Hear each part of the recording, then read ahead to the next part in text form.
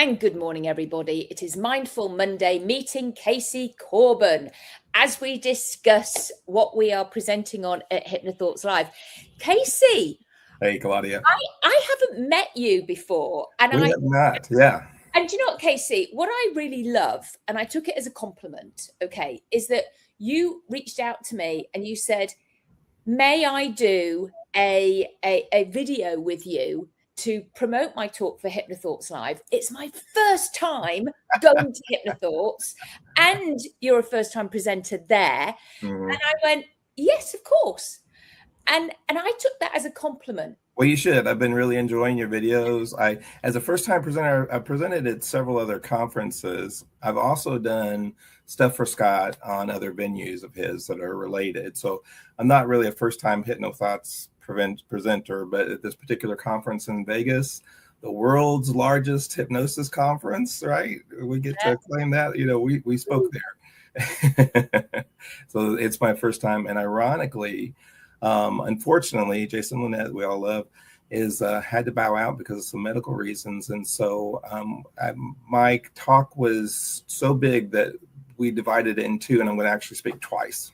So, great. Yeah. I'm excited. Well, that's absolutely wonderful. So congratulations. So I love that.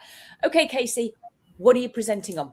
Well, it was originally going to be it'll be basically two topics.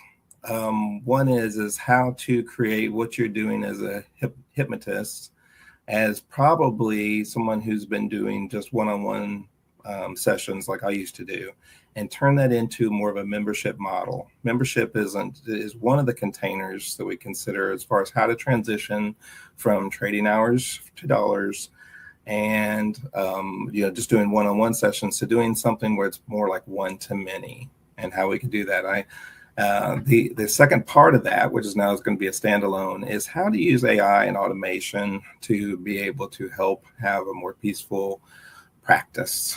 So synopsis for what's not going to be two talks with some bleed over between. I mean, I can only imagine so that people don't feel so overwhelmed. Use it in a creative way for you, so that you're not constantly having to think of new content. I use AI. It's very helpful. I use ChatGPT. It knows me really well now. Yeah, it knows me too. It can fill out my forms for me without me, asking. It knows all sorts of stuff about me. And I thought, oh, that's a really good idea. And then, of course, I can personalize it, and I add in things, and I just check it if I think, oh, no, that's not quite right. So I love that, Casey. And I'm sure people will find that really beneficial. Okay, tell us, what are you most looking forward to about going to HypnoThoughts Live? Well, as a first-time participant, I'm really looking forward to kind of being with my people. So I've interacted with quite a few, friended quite a few on Facebook, and it's been really great. Kind of getting a little bit more in that world. I've been a certified hypnotist for 15 years, so it's not like it's brand new to me. Mm-hmm. But doing the big conference there in Vegas seems like a really neat, fun crowd. Has that been your experience with it? Absolutely. Yeah. I think this must be my fifth time now, and it's for me, when I first went, and it was still at the Orleans, I was blown away. I didn't know there were so many hypnotists around. We think we're unique, but we're not. Yeah. And as you say, it was the connections and the learning, and it inspired me. And I have grown because of the conferences. For sure, yeah. I have gained my confidence. It's like I thought it was okay, but it's like, wow. Okay. And it's like because of the energy from our fellow hypnotists bolstering us up, cheering us on, wow. So you can be all you can be. And I find it absolutely fascinating how the sheer fact that when we are with the energy of people who get us, mm-hmm. It's like, oh, then the world is your oyster. That's really neat. Is that what's inspired you to write your second book? Yes. So, awesome. No, honestly, they have literally just arrived. I know I did mention them before. How exciting. So it is very exciting because actually that one was, first of all, an ebook. And I wrote it for parents. It's short, it's sweet, it's to the point, because parents don't have time to read. Love it. And this is why my talk is actually on this, because my talk that I'm presenting on Sunday, Casey, is called 1-Star Review, the Ultimate Compliment. I saw that title, and I'm so glad you're going to expand on that, because it really did get my attention. Well, I got that for this book. Yeah. And it's really quite fascinating, because it was from the 1-Star review was from my ex-husband, and he's not even in the book, but he actually tells everybody to get in touch with him because he has the real story. I'm like, okay, but you're not even mentioned. This is for parents. I mean, it is really interesting. And so, yeah, I have now. Got this one, and I don't know if it's reading back to front. Abuse, yeah. Mm-hmm. And it's Finding Freedom in the Fire, that you cannot find on Amazon. I will only be selling it at conferences, okay? Because I've been a little bit too exclusive. I like it. Yeah. Yeah. So that will only be found at my vendor table. So it's all a meaty topic, conversations, and I don't mind saying I'm really excited about it. And then I will be actually in my presentation, because I've got 2 hours, will be showcasing the bunny talk process. I will be needing a volunteer. I will be doing it, and then I'll hopefully do it on the whole group as well. We'll just see how we're doing for time, because I can always improvise, and because I know my stuff. So, it's ironic, because the topic that I'm speaking on, 3 weeks ago, I did a 6-hour all day class on the same topic.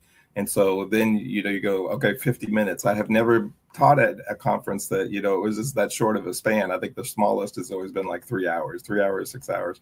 So this is interesting. You got to be concise. Casey, I actually prefer some of the smaller presentations. Really? Yeah. Yes. The reason why is because they are to the point. Yeah.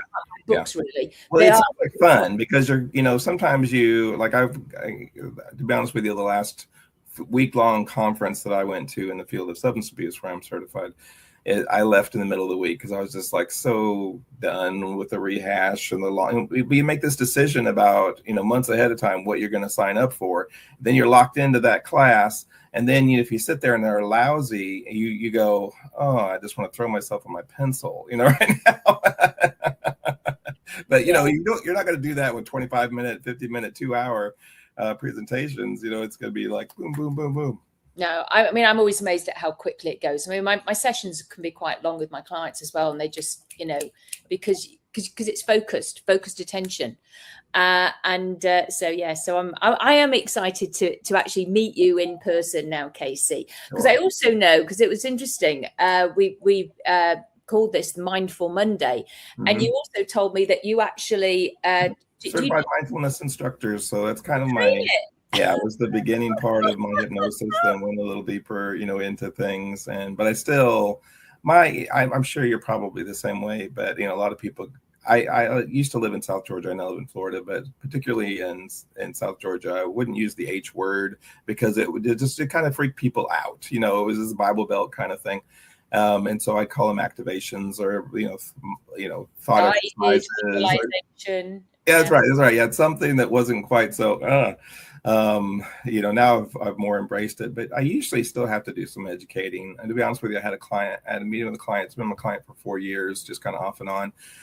And I said, hey, she's like, what are you going on a trip? And I said, yeah, I'm going to be speaking at the world's largest hypnosis conference. And she said, I didn't know that you did that, And I said, there's a big, huge difference between a stage or street hypnotist, right? And then there's clinical hypnosis. One is, and again, this is just my mind, is that in order to make things work on stage or to do this performance, the person has to believe that the hypnotist has the power. And for you and I, when we're working with people, I'm sure you're the same way, it's the opposite. And I'm like, no, you have the power. I'm going to coach you in how you can use your power so you no longer need me. And those are almost 180-degree opposites. So, Well, I'm going to blow your mind right now. See, because I am also doing comedy stage hypnosis. Are you really? See, well. I thought maybe I would enjoy doing that. It just feels like such a different world, but you've been able to. And the reason why is because actually when I'm doing it is because I explain that I do see most people, and actually a lot of my clients come to my shows, is that I usually see people for XYZ. And yet I throw in a lot of humor into my sessions. And I always find that laughter is the best medicine. That's right. And so it's like, so now to me, it's like I can bring in good things when I am actually performing stage hypnosis, okay, which I do. Now you're starting to turn me on to the idea now. I think I like that. Yeah. You can. Okay. So anything that you have an uncomfortable feeling, okay, then you can add in, and now you are thriving. You are a thriver. Nod your head if you take that suggestion. Yes. Yeah. And it's like, and so I know that I am actually putting a lot of good in. I also have clients, they're scattered in the audience and they're telling she's great to work with. I got your built-in support system out there. Yeah, so I get clients from it because it's called show and tell. Nice. So if I can have a man thinking that he's having a baby on stage and then, and have the whole crowd singing a lullaby to the baby, then do you think I can stop somebody from stopping smoking? Right. Yeah. Okay. Do you think I can help somebody with their motivation, their confidence? Do you think I can help them with their sports, visualizing themselves doing their golf or tennis or hockey? Yes. Because they've all just been playing Guitar Hero to the best of their ability. So it's like, yeah. That does sound like a lot of fun. I'm in stitches. I'm literally in stitches on the stage. So it's like, so I love that I get to do that because I also am really good at the clinical bit. Mm. I bet. Yeah. I can see the tie-in a little clearer now. That's good. Yeah, there you go. And now I invite you to go and learn it. So there's because I know that it's big in Florida. So yes, and then Casey, I also get to do a post-conference on my bunny talk process. So it's 2 days in person because it's very transformative, and I get to do that for 2 days afterwards. So I'm really excited. Well, you're living my goal. I want to do a post or pre. Yeah. And what would you do it on, Casey? Oh gosh, there's a lot of things that I would think about. I think given the time, I would probably take what I'm presenting as far as like systems, but then also be able to go further in. Here's how you can, here's how you can do it. Some more hand-on examples, etc. I'm sure the things that you're doing. My story is that when COVID hit, I shut down my office and I contacted all my clients and I said, we're not going to see in person. We're going to do Zoom, and I'm not going to. You're no longer clients. You're paying subscription members, and so you're going to pay me a sum, every month. And it was $200 a month. Now it's $400 a month, and then I'm going to give you 4 weeks. I'm going to meet you once a month for that, and then I'm going to see you I'm going to give you 4 weeks of homework assignments with that. Like you, I like to write, and I know you like to use AI and assist you and all those kind of things too. And would you believe that I'm dyslexic? I'm on the autism spectrum. I was in special education as late as high school. And now because spell checker changed my world, Grammarly really helped. But now with AI, I'm kind of like, I have no limitations when it comes to writing. I've written 88 courses on my It's very helpful to check your work. My books are not AI. I wrote them. There's no AI in there. I wrote them. I never let anything go out that has not been thoroughly checked, and I work really hard with my AI is functioning as an evolution of spell check and Grammarly going forward. It's not generating. That's what it is good for. Yeah. So, but now it's the biggest focus, I guess, and this is probably to answer your question if I did a pre or post, is how practitioners like yourself, me, others, can not just utilize AI to be able to help us with our back office systems, admin, clerical, even helping with documentation for our clinical notes, etc. But also, what can it do for our clients? My big question to everybody during the presentation will be, all right, I know that you're doing very effective work in your time with your client, just like I was, but what about the other 168 hours a week? What can we do to support them? That's become my focus. And since I have a membership model that's no longer tied to that time that I see them, they just get access to everything, is that I'm creating my 5th AI bot right now. I'm creating AI companions for all of my courses. When my clients I'm a big homework giver. So when I send out an email after our session, it includes homework that also has an AI companion on there. My clients love it. And they're, it's just doing so much more than we could ever do. And that, again, is not costing me, time for money. They're interacting with this between sessions, getting huge benefits from it. They can then send me a summary of like a therapeutic journaling that they've been doing with the bot during the course of the month. I can get a summary of that. That's a great launch pad for our next session. It's working out fantastically, but I'd probably do more of nuts and bolts if I could have and to that end, I'm offering people access to my course work, which is a lot. It's a very generous amount of materials that anybody who comes to my classes or attends the conference will have access to those things. Literally tells you how to build a bot, literally goes through the steps of building a membership. Wow. Literally tells you, more than that is it's downloadable, and then their AI can work with them on their preferences. Like you said earlier, Claudia, that your AI knows you so well. Yeah, me too. I mean, it can answer better for me than I can in a lot of these circumstances. And so it can just fill in the personalization of how do I want to apply this tool with my client. Excellent. I love that. And thank you for being on here, Casey. It's been really great talking to you. And everybody, thank you. My foggy, cold voice and everything. I'm sorry about that. I know you had a cold. Yes. And wishing you a speedy recovery, ready for HypnoThoughts. And everybody, we'll see you soon. It's goodbye from me, Claudia Rickard, and it's goodbye from Casey. So take care, everybody. Thank you for watching. Bye.